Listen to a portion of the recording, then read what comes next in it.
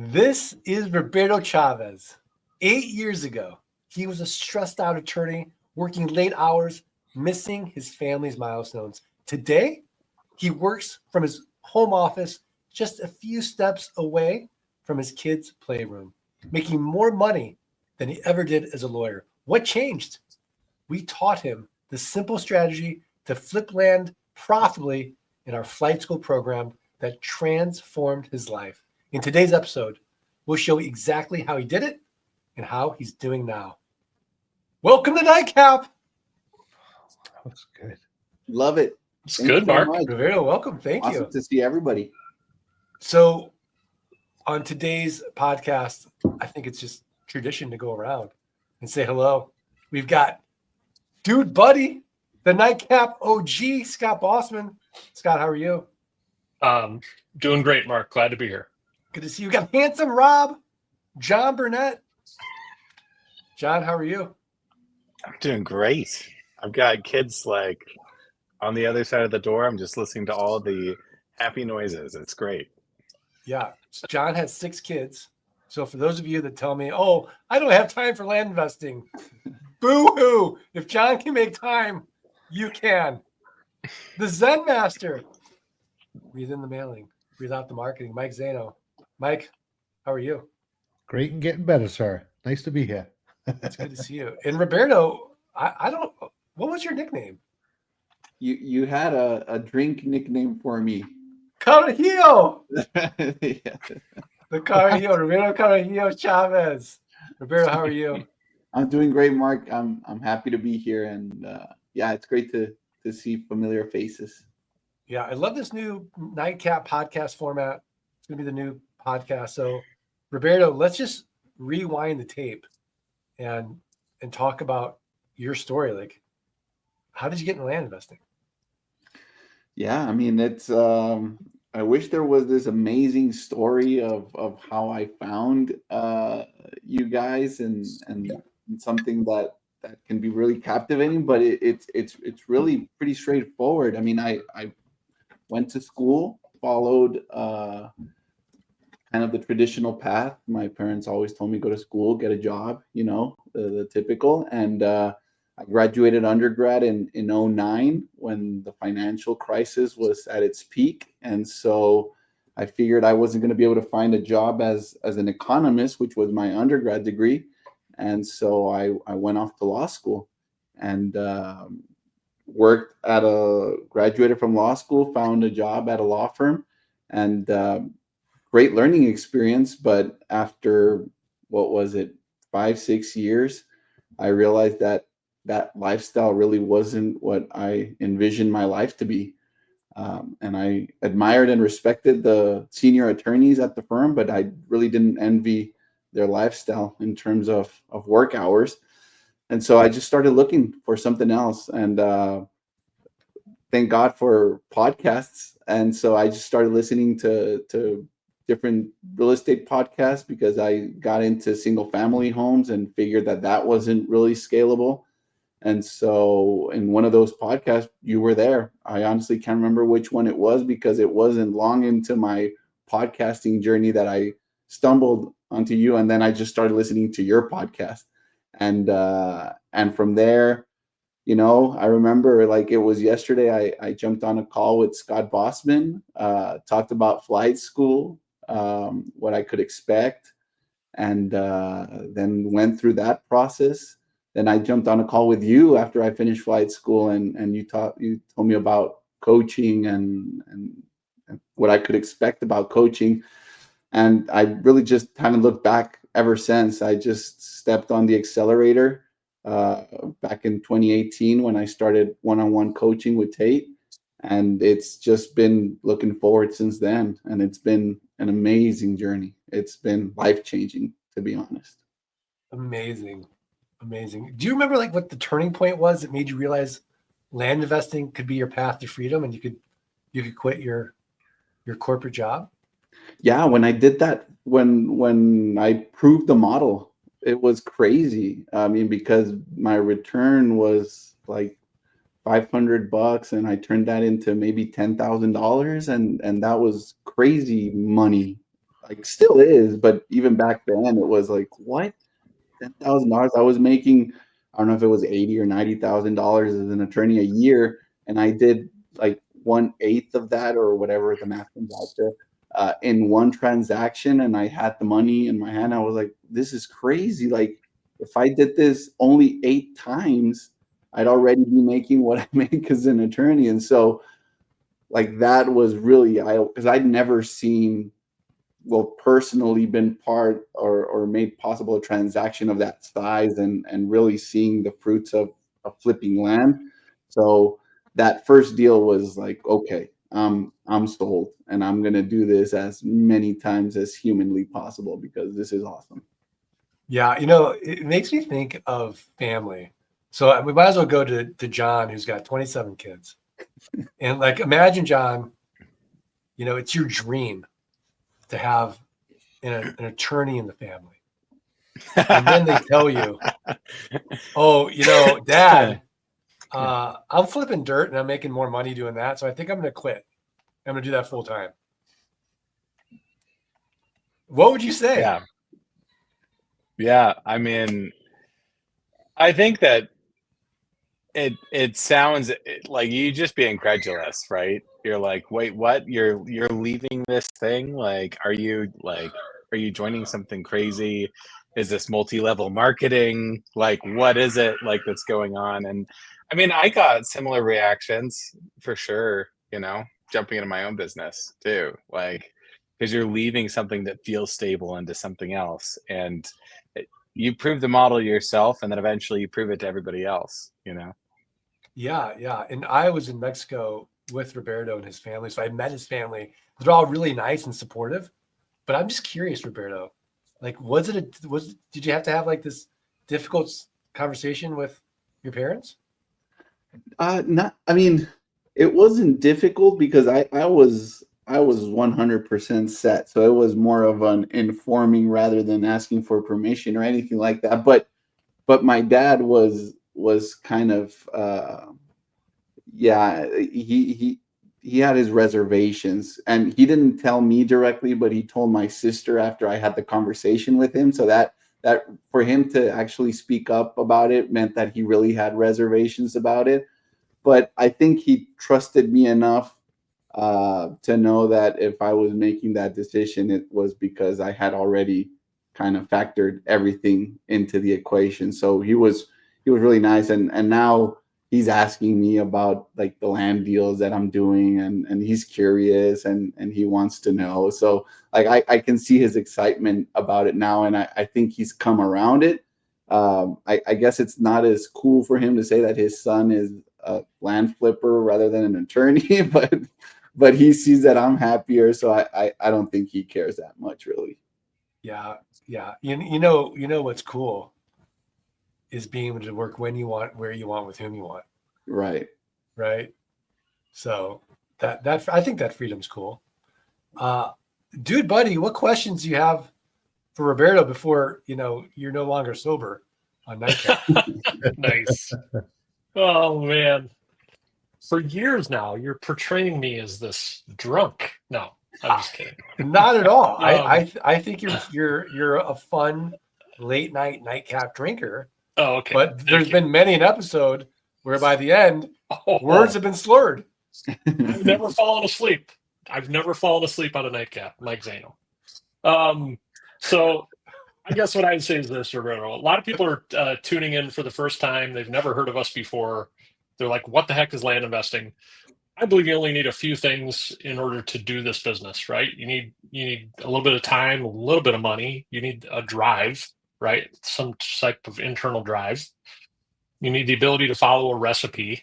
But like, what are some other things that come to mind that helped you in your journey? Like, what characteristics does somebody need to have in order to push through and in just a few years' time quit their job and realize time freedom?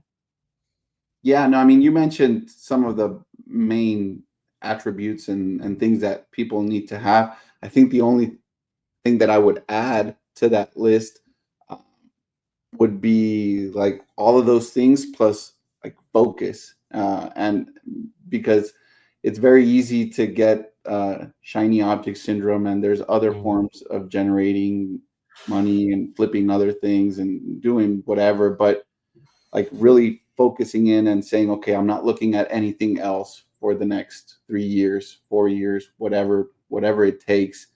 That to me marked the difference, because before land investing, I was looking at the single family homes, maybe other types of real estate investments. And I don't want to say spread thin, but I was just kind of dabbling in different things. But when I found the land business, it was like everything else evaporated, and I was laser focused on making this work. And so I think it's sometimes very easy for people to get into this business as just one of those things that they're dabbling in. And I don't think that's the way to make it work. You might be able to make some money, but it's not really going to become your thing unless you're hyper focused and just set on making this work, and not looking at other forms of flipping whatever else is out there. Yeah, and I mean, like literally, I take that so literally. For me personally, that I won't even flip a burger. Like I'm that laser focused on just land. Zen Master, what about you? What questions do you have for Roberto? Two quick ones. The first one, Roberto, you mentioned focus several times when you just answered that question. I think a lot of people have difficulty getting into deep focus, doing deep work. Do you have any tips or tricks or tactics that help you, if you want to, get something done in the business and getting into some deep focus with family, kids, whatnot? Yeah. I mean, I guess, big picture wise, you have to have kind of that drive to feed the focus. But kind of more low level ideas that come to mind. I started about a year and a half or 2 years ago, really looking at my week and planning out what I do each day. Mhm. And kind of, because we all follow, I because of the Land Geek program, I follow the 12-week year.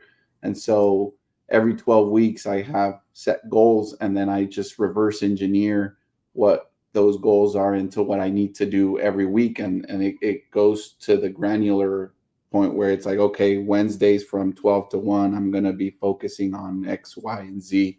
And so it's writing those things down and really sticking to it as much as possible. It's not bulletproof, and you're not always going to follow through to the dot, but to the extent you have the practice of scheduling in the blocks of time to do specific things that really kind of move the business forward, I think you're in good shape. It's really interesting too, just hearing some of the principles you're using and how some of the principles we teach in flight school and how they're still carrying through all these years later with you in your business. You're talking about in one way or another, you're reverse engineering, maybe there's probably some swim lanes in there, all these things that are fundamental to the process of building your business in flight school. But here they are carrying you forward all these years later. I think that's pretty cool.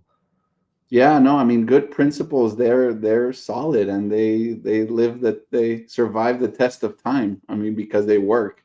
Right. And so, yeah, I mean, I can tell you, I heard about the 12-week year. I heard about swim lanes in 2017, 2018, and to this day, they still kind of keep me in check. So they work. They work for sure. The second part of my question, real quick, was you escaped, from this circumstance that many people are in, corporate life or work life. Yeah, I gotta imagine somebody came looking for you from the old life. Like, what happened, Roberto? How'd you get out? Like, does anybody come looking for you and looking for breadcrumbs? No, I've kind of been hiding from that world. I don't let myself be found by them anymore. But no, I mean, it's more kind of closer friends that are curious and ask me like, what did you do? Like, how's it going? And they're curious, but I guess they don't really understand kind of the holistic approach we have to it. To them, it's just kind of like just a different job. Maybe they don't see it like the lifestyle really that we're pursuing, which is kind of that time freedom aspect, which to me is kind of center, and it's in front of everything else. It's kind of shaping my life around a business model that allows me to have that freedom. So yeah, I mean, people ask and we chat about it, but yeah, I think unless you start doing it and you're immersed in the community and other people who do this full time, it's really hard to grasp and really appreciate the beauty of what the land business offers. Sounds like the Matrix, Mark, doesn't it?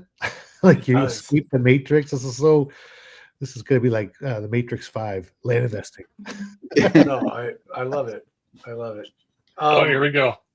So, Handsome Rob, what are your thoughts? Oh my God. What questions do you have for Roberto? Yeah, I'm curious kind of what your schedule looked like. So when you first jumped into this, like, was it easy or hard to commit the time to this? Like, how did you fit it around your job and your life? Yeah, I mean, flight school was at night, so that was great. It was back in the day when it was with Scott, so that worked out. And so it was just after hours. It was from 5:36 on, and then throughout the day, wherever like I could fit, answering calls from sellers and responding and creating marketing material here and there as I could. That'd be where I would fit it in. At the time, I was dating my now wife Maria, and we talk about this because when I told her about the land business and that I was buying this toolkit and I was kind of jumping into it, that when I first saw that it worked with that first land flip, I told her, okay, this is legit, and I think this can really be a path to something pretty amazing. So we both agreed that like Mondays, Wednesdays, and Thursdays we wouldn't see each other like in the afternoon after work, because I was going to be working in the land business. And then Tuesdays and the weekend, yeah, I mean, I would like fit in maybe a little bit of land work, but it was also time to spend with her. But we kind of talk about how that period was really important, because I mean, there was sacrifice in spending time with each other, but it was for a greater good. We didn't know how good it was going to be, but definitely worth it. So yeah, I mean, at first when I had a full-time job, it required some more planning and strategy on where I could fit in the time to work the land business, but totally worth it. I mean, I'd do it again in a heartbeat. I love it. I love it. You know, in those early days when things are tough and there's uncertainty, there's doubt, there's fear, what was your mindset? How did you get through those darker days of embracing the suck? Because let's face it, whenever you start anything new, you just suck, and you have to kind of get your reps in. You need to get through it. Yeah, I mean, there were plenty of those. I think I kind of saw like there wasn't really an alternative, but just to keep pushing through. Again, I think having gone through the buying and the selling of land once was kind of that anchor that when it was tough, I knew it could be done. And the alternative to not keep pushing to get it done was never ending 8 to 5. That was really not an option. And so I think going back to like that time that it did work kind of kept feeding me like, okay, you can push through it, because the alternative isn't much better. So you need to make it work. So good. So good. Yeah. I mean, it's like burning the boats, right? It's just that the power of commitment. So, dude, buddy, what questions do you have for Roberto? I'm so sick of my own voice already. Yeah. Yeah.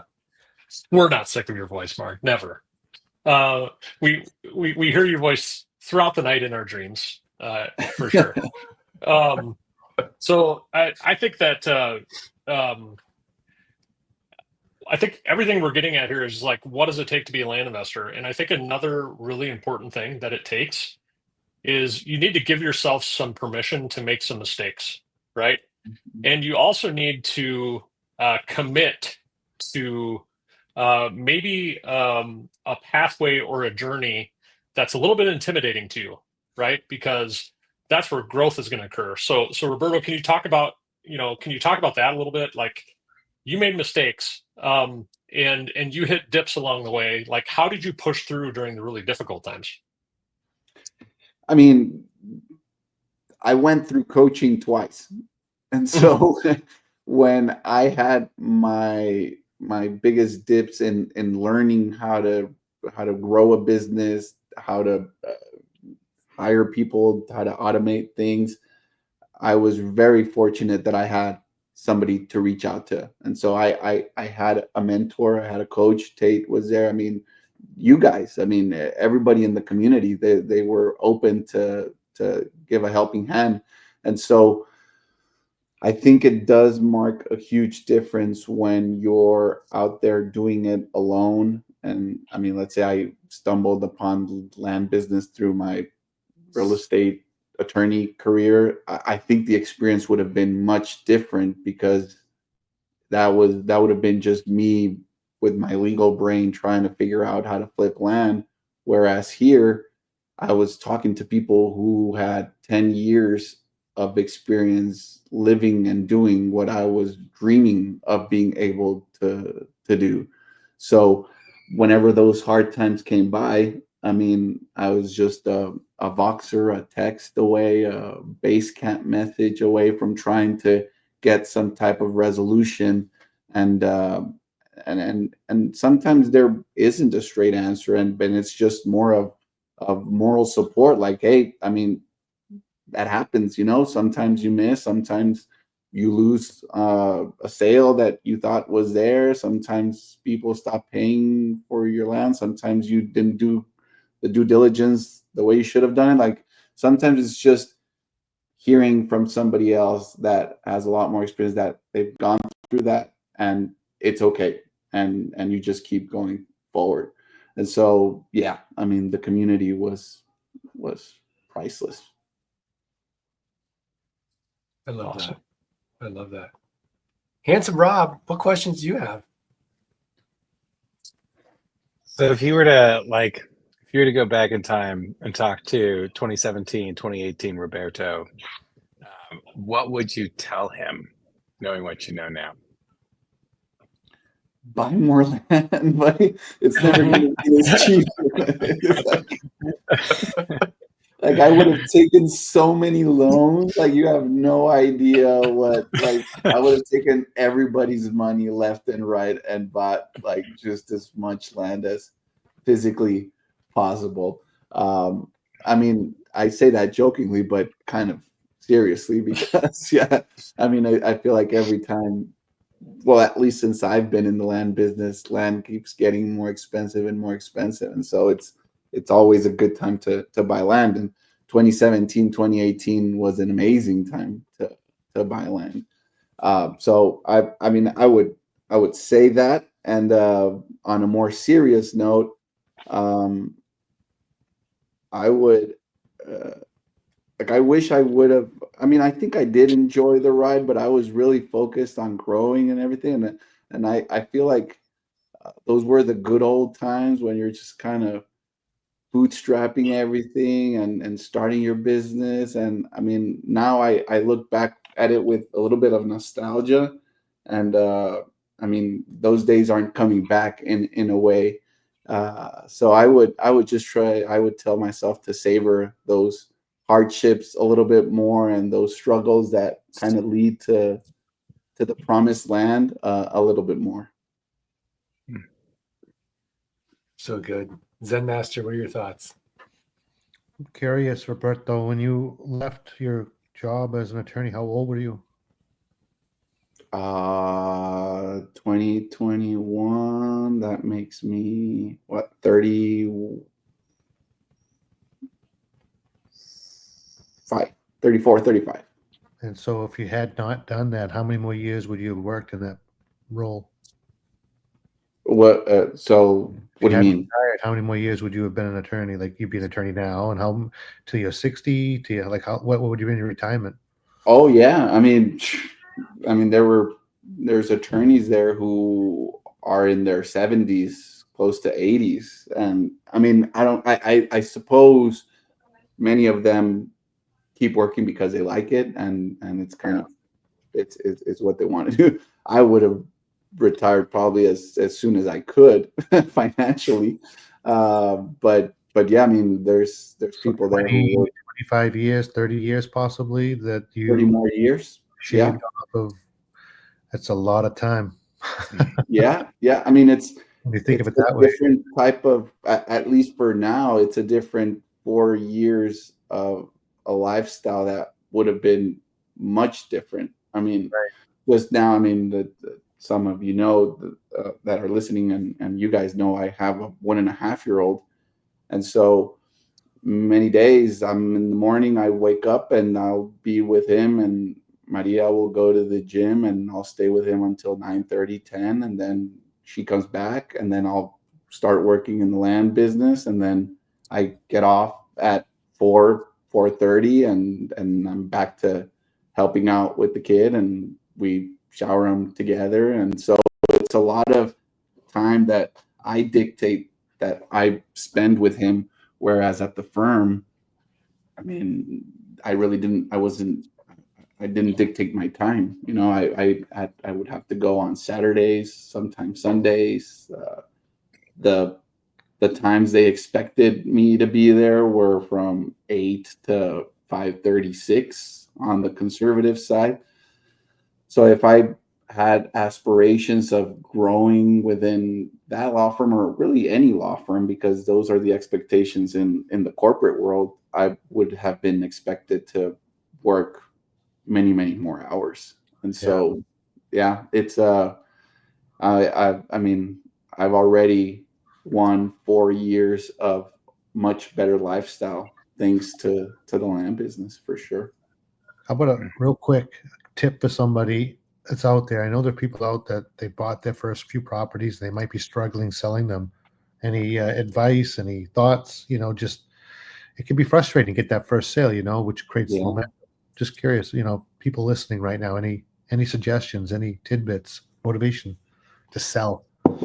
Yeah, I mean, that's probably the most frustrating thing, I think, when something is taking a while to sell. Mhm. And I guess the to the extent this helps is I have properties on inventory that haven't sold in more than a year and a half. I mean, of course, I'm at a different stage in the business, but to the degree they can buy more land, if they're completely vested in the business, the more land you have, the easier it is to sell. Uh, but if they're wanting to make that one sell, I mean, we always talk about it. There's other avenues. There's wholesaling. There's land arbing the property, Right. and really, it's having conversations with buyers. I mean, every no is one closer to a yes, and that's just the reality of things. And so don't get discouraged by all of those no's, because those are getting you closer to a yes, because everything does sell eventually. So keep pushing. Awesome. Thank you. Yeah. I love it. I love it. So, Roberto, how has life changed for you? Like walk us through a day in life. Like we know Maria works out. Yeah. Like what's your day look like? Yeah. Yeah. So typically, our alarm wakes up at around 6 or 6:30, and so that's the time that he likes to wake up. So we usually wake up with him, and so we'll have breakfast. Maria usually goes to the gym in the morning, and so she'll go, and I'll play with him, just be with him, and look after him until maybe around 9:30 or 10ish. Then I'll go to my office, and I'll work there from 10:30 to around 3:30, more or less. So that's 11, 12, 11, yeah, about 5 hours maybe. And then I'll go to the gym, and then I'll come back home, and I'm around here around 5:30, and we have dinner together and play around with Santino a little bit more, shower him, put him to bed, and then we put him to bed around this time, so it's 7:30 our time, and then it's just kind of our time for Maria and myself. Does that include a carajillo? That always includes on Fridays it includes a carajillo. So, okay. So, I think it should be like nightcap tradition now for you, Maria, to come on, drink, his and hers carajillos. What is carajillo? Tell us. What are we missing here? Oh, Mike. Sounds like a drink I want. You're so white. What's a carajillo? Roberto, just tell him. So I need to look it up to see it's a liquor and coffee. So the liquor it's liquor 43, and so it's a sweet, like a digestive licorice drink. I'm not sure. I think it derives from Sounds healthy. From brandy. I'm not sure where the derivative Kind of like Sambuca. What's that? Kind of like Sambuca, that black licorice anise flavoring. I don't know. No, this one's a little bit more kind of on the sweeter side. And so basically you combine that with a shot of espresso, of just coffee. It's fantastic. It sounds like a Zano drink. You sip it or you throw it? No. You sip it. It's like after dinner. So it kind of, it's supposed to help. I think it originated in Spain. And so it's for your digestive system to kind I'm all about health, Roberto. So can you spell how do you spell that? I need to look up this healthy drink. So it's LICOR 43. All right, thank you. Yeah. But I think the drink itself is CARAJILLO. Is that right? Yes. Carajillo is the name of the drink, which is basically combining those two things. Yeah. Good tip. Yeah, it's really good. It's tip of the week right there. That is a tip. That'll be my next nightcap drink. Digesting. That's all I'm doing is digesting. Yeah, I mean, I think it's way better than, what's that? The hot drink right now for your gut. Kombucha. Kombucha. Yeah, it's way healthier than kombucha. Not good. Yeah, I like a little kombucha. Mark, you a kombucha guy? I've had it. I wouldn't say I'm a kombucha guy. You dabbled in it. I've dabbled. I'm not afraid. I've dabbled. So before this goes off the rails, dude, buddy, what land question do you have for Roberto? What land question? Or just what question do you have about him, his business? I mean, I think we covered so much. We have a question from the audience. I'm going to cheat. How about I do that? That's great. So we have a question from Chris Merkline for you, Roberto. Chris, my fellow Wisconsinite, the snow's coming, buddy. Did you build out your tech stack, Roberto, and the automations yourself, or did you hire that stuff out? Oh no, I hired that stuff out. I'm young, but unfortunately the tech side avoids me or evades me, whatever the word is. So I've been learning a little bit on like Zapier. I've been having some fun with that, but like connecting Airtables and doing all of that, I've hired people to do that because it's not the best use of my time. I'm not going to do it fast enough to justify me spending time on that. And I mean, we have access to the entire world at this point with the internet. So it's really a no-brainer to hire somebody for $15 an hour to do that, something that will take them maybe an hour or two to do. So yeah, most of my tech stuff, I've hired it out. I love it. I can't wait until like we all have C3POs in our home, and it's just going to do everything. It's Like coming. it's just going to be like, oh yeah, C3PO, create my tech stack and automate this, and it'll like be have an API to like all the LLMs. It'll just do it, and that it's like, okay, make me a Carahio. That's a dangerous game to have somebody to make them on demand. Yeah, I mean, my prediction is 10 years from now, I'll be unrecognizable. I'll be looking like one of those people from what was that movie where it's like the robots do everything for you and all the humans just get fat. They're sipping everything through a straw. Wally. Yeah, I'm gonna be one of those Wally people. Yeah, I just can't be bothered.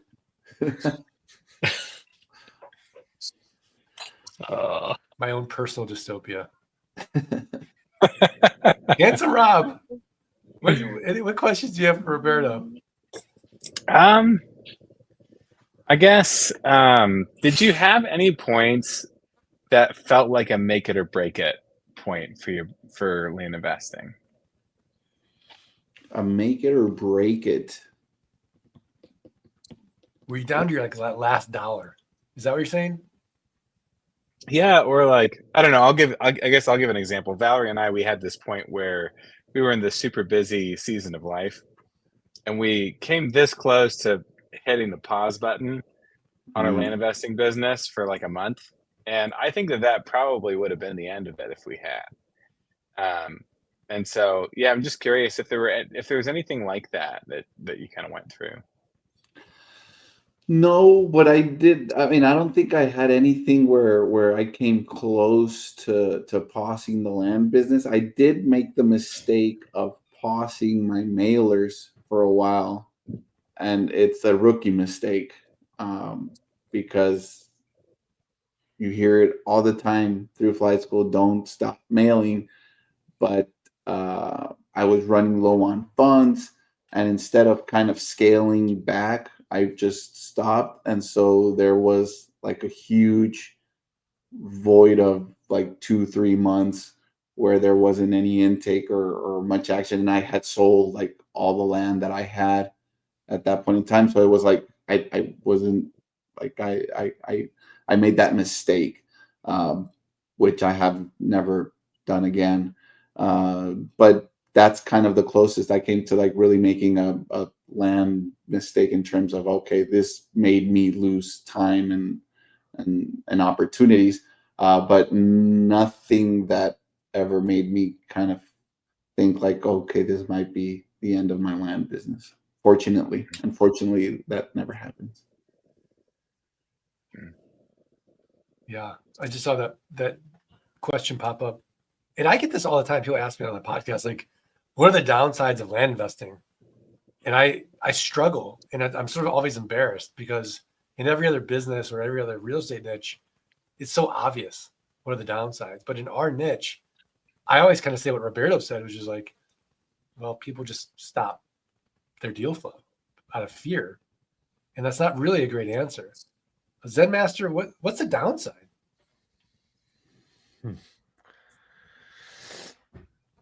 Well, that's not the downside. They stop mailing. I mean, that's the business is going to stop flowing. But the overall downside of land, I mean, it's kind of a loaded question mark. I don't really see a negative. Is it taxes? I mean, could it be like people think it's taxes sometimes, but then I tell them most of us follow a profit first mentality where we allocate the money as soon as it's received, right? It goes into a certain account. So yeah, you have to pay taxes, but the money is sitting there ready to be paid if you follow that mentality. So I don't think that's a huge downside. It's just something we have to account for. I don't know. What are the gotchas in this business? Can you screw up and do the gotchas, like screwing up and due diligence? Like I bought the side of a mountain before. Yeah. Or someone asked me today, Mark, hey, can I, sometimes on the, the county doesn't have the deed available readily, the image, but they say the that the clerk's office or the whatnot of the assessor, they actually copy that information, and I can just look at it on the site and I can see the same information. Is that good as seeing the deed? And I'm like, no, that's like you just said, that's would be a quick mistake, a downside if you skip proper due diligence. You need to see that deed. You need to see who's on it. You can't rely that the person transcribed it onto the website. So I think a downside could be, rushing, got to have landitis, we used to say. Remember that word? We haven't talked about that in a while.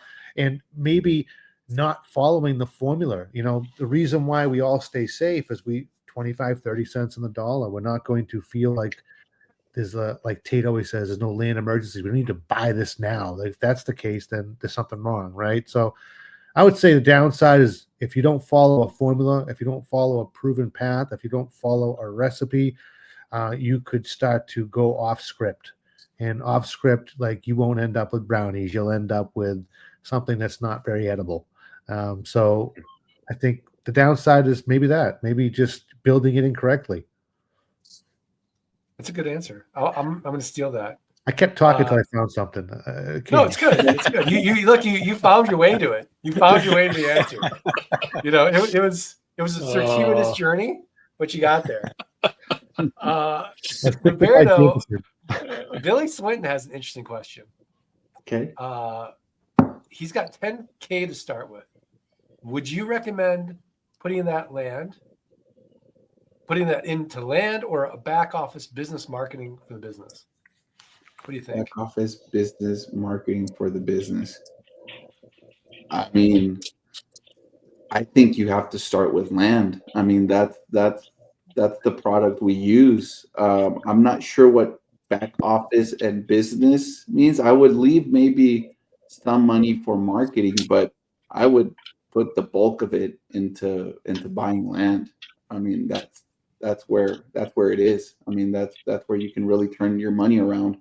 And so, to the degree you don't, and this might kind of come to addressing the question, you don't need a website. It took me the longest time to build a website. You don't need an LLC. It took me the longest to do an LLC. Like you don't need to have all of these things that people think you need to have, this beautiful logo or whatever. Like, all those things can wait. You need to buy land and test the model and see where you have issues and where the community can help you and where you need to work on. But the only way to do that is to get your hands dirty, and that's by buying land and holding land and marketing the land and selling it. I love it. OG Dave Parmerly is on. I see him. What's up, Dave? Good to see you, brother. Dude, buddy, there's another question in here. All right, let's see. Aaron Fields. Realistically, let's just pass this around, or we'll hit John Burnett up with this one. Realistically, John, how much upfront cash does someone need to start a business like this? I'm gonna give the super frustrating "it depends" answer. Yeah. Basically, like, you can hit this from a variety of different starting points. What a cop-out answer, by the way. I know. Whatever you want. Yeah. No, but I think I'm next president of the United States, John Burnett. But I'm gonna. Mike said this once, so I'm stealing this pretty much directly from him. But feel free to quote me. This is exciting. Yeah, I'm just gonna claim it for myself. But when it comes to this business, like, you can buy properties for $500. You could buy properties for $5,000, right? Both of those product types work, right? And early on, it's really about effectively building the system. You want to build the machine, right? And you can do that with $500 things. You can do that with $5,000 things, right? So my general thought is, like, I think it's good to have something like $5,000, right? And that puts you in a spot where you can acquire property, you can market, right? And then you can sub in, like, you can start with $500 things, you can switch to $5,000 things, and that works.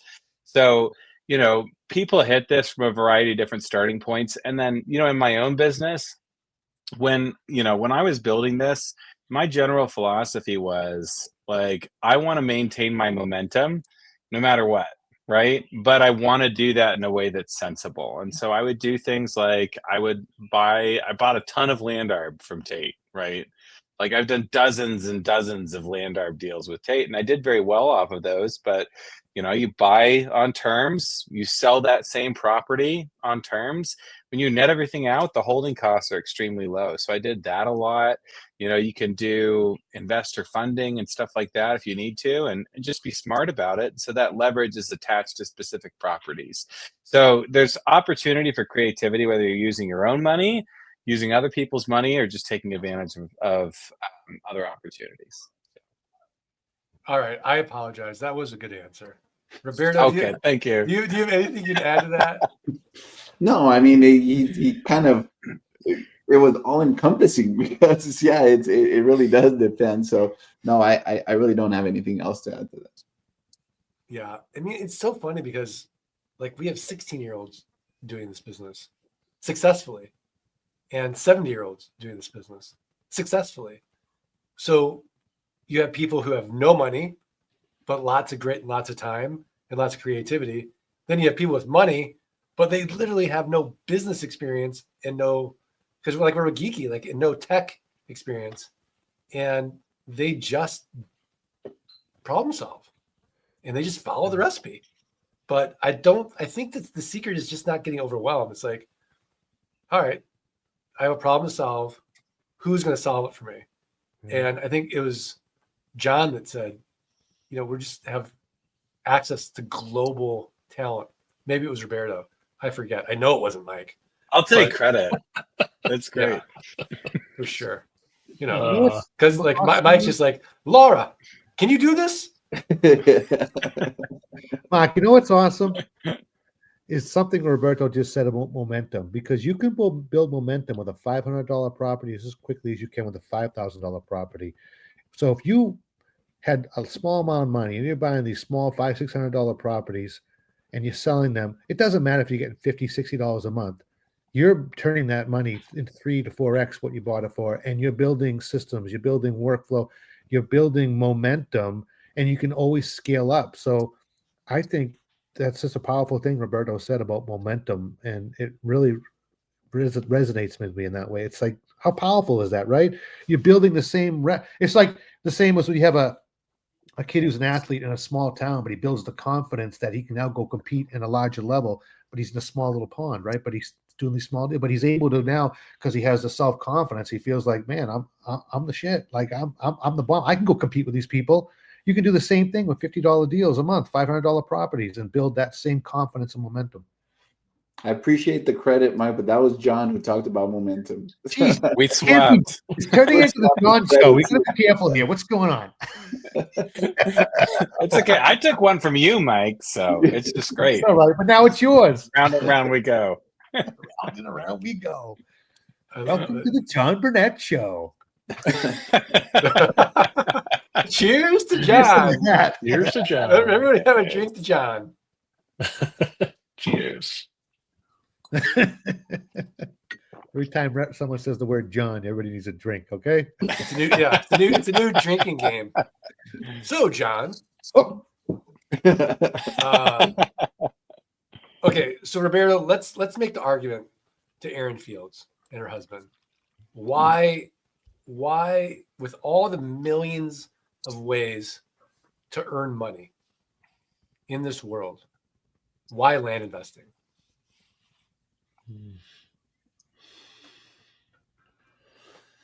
There's a lot of reasons why land investing, but I guess I'll tackle the ones I feel are the most obvious.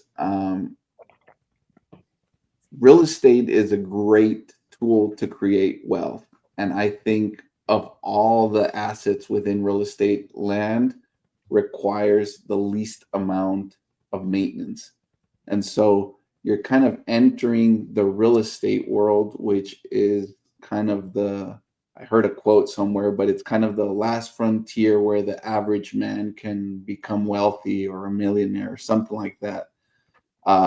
And we're picking a specific asset within that industry that gives you a lot of flexibility in the management side of things. So, I mean, we don't go look at 99.9% of the properties that we buy. Like we're just I mean, I don't mean to degrade what we do, but I mean, we're just transferring ownership in through papers. I mean, We're shuffling paper, we're making shuffling paper, yeah, and we don't have to send a a guide for termites and like what you say, Mark. Like, there's nothing that needs to be upkept with these properties. So the freedom and the peace of mind that that provides is not available in your other real estate classes, I mean assets. And so with houses, with commercial, everything else, there's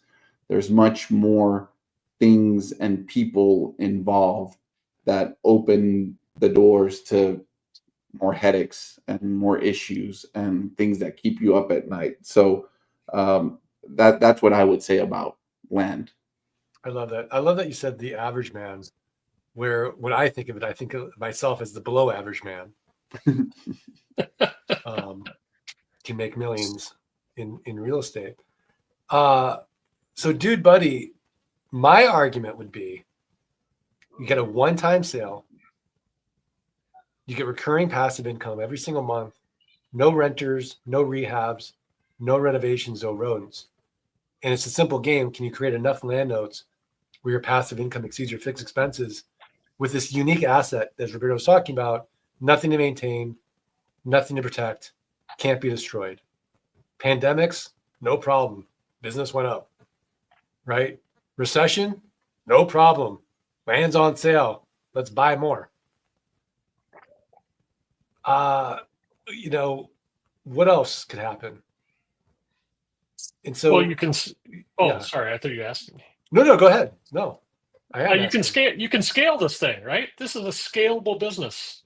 You can build systems, and you can utilize. You can leverage other help. You can leverage people, and you can leverage tools and technology to get to the point where you're doing this at like an hour a day. The 4-hour work week. First time I ever heard that book, I was working 50 plus hours a week.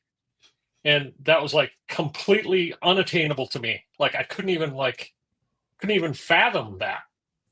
This could be a 4-hour work month with land investing, right? Right. If you build it to that point. So and, it's yeah, completely and scalable. that's the secret. Is like, like John, he works because he's got 6 kids and he has to show them that I work. But like,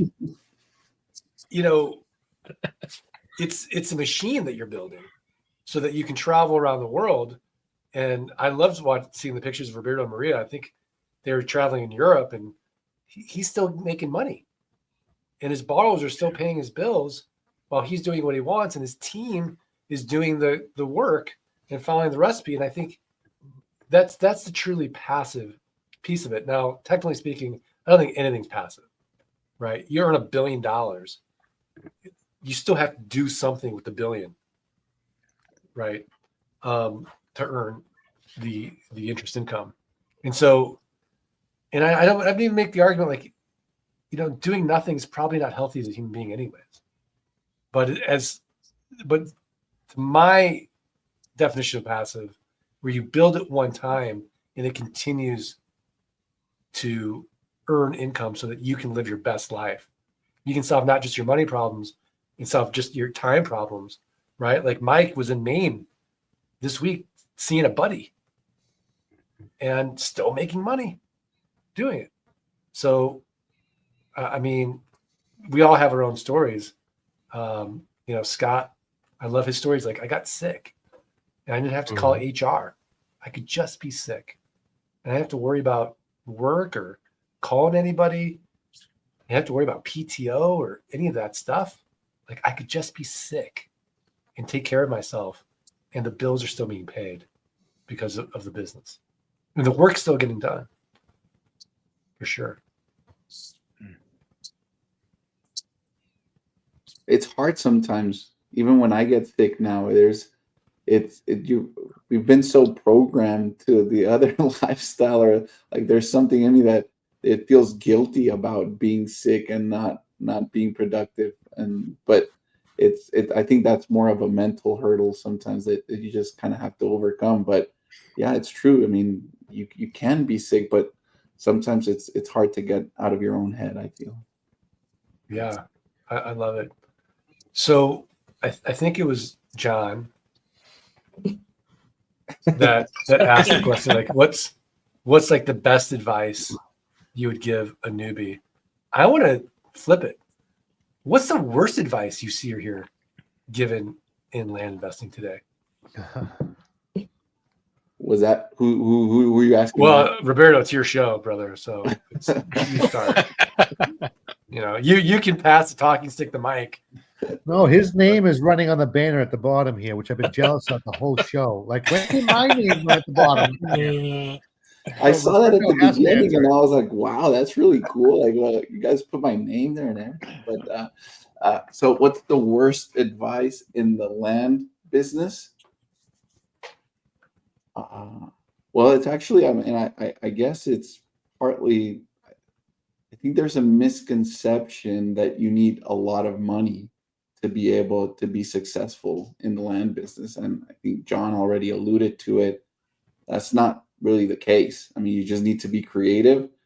You need to have that drive and focus. And I mean, with a couple $1,000s, you can grow this into something really big, because that's what I did. I mean, I didn't start off with $20,000, not even $10,000. I mean, it was just a couple $1,000s that kind of bootstrapped, and I just kept feeding it. I was fortunate that I didn't need the land business to feed me and support my day-to-day.